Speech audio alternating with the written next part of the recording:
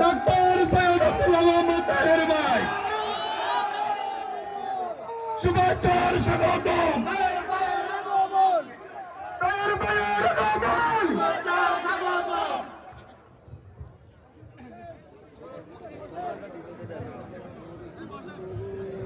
বিসমিল্লাহির রহমানির রহিম। নাহমাদুহু ওয়া নুসাল্লি আলা রাসূলিল কারীম। মাননীয় সভাপতি, উপস্থিত সম্মানিত শ্রদ্ধেয় প্রিয় ভাইরা, আসসালামু আলাইকুম ওয়া রাহমাতুল্লাহি ওয়া বারাকাতুহু।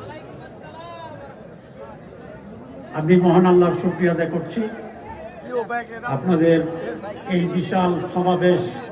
মনে হয় যেন এটা একটা কেন্দ্রীয় সমাবেশ, ইউনিয়ন সমাবেশ মনে হয় না, ঠিক কিনা?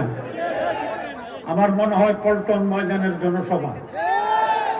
আরো যদি বলি তাহলে এরকম উদাহরণ দিয়ে বলা যাবে, কোনো কোনো জায়গায় কেন্দ্রীয় প্রোগ্রাম হয়েছে আরো ছোট হয়। আলহামদুলিল্লাহ, আপনারা যেভাবে আজকে উচ্চ উদ্দীপনার সাথে এখানে আসছেন সেই জন্য আমি আপনাদেরকে ধন্যবাদ জানাই।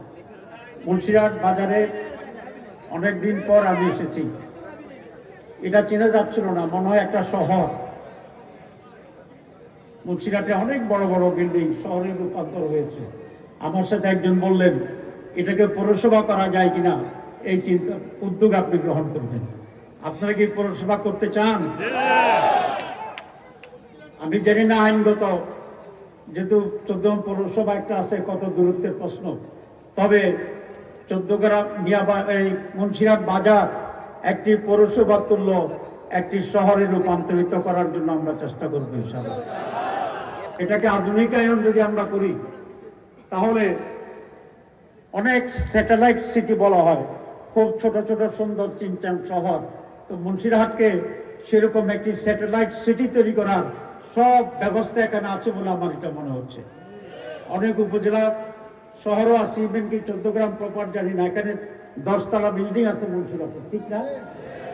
আর একটি সমস্যা মুন্সিরহাটে আছে, সেটা হচ্ছে এখানে একটি মাদ্রাসা আছে। মাদ্রাসা কিছুটা অবহেলিত দীর্ঘদিন ধরে। আমরা যদি ইনশাল্লাহ সুযোগ পাই, নির্বাচিত হই, তাহলে এই মাদ্রাসাতে একটি বড় ধরনের ভবন তৈরি করে একটি রেসিডেন্সিয়াল মাদ্রাসা তৈরি করা যায় কিনা সেই জন্য আমরা চেষ্টা করবো ইনশাল্লাহ। আপনাদের এখানকার কিছু যুবক আমাকে বলেছে যে মুন্সিরহাট স্কুল আমাদের প্রাণের স্কুল, সে বুকে হাত দিয়ে বলেছে তাদের প্রাণের স্কুল। এবং তাদের রিকোয়েস্ট হচ্ছে যে মুন্সিরহাট হাই স্কুলটিকে সরকারিকরণ করা যায় কিনা।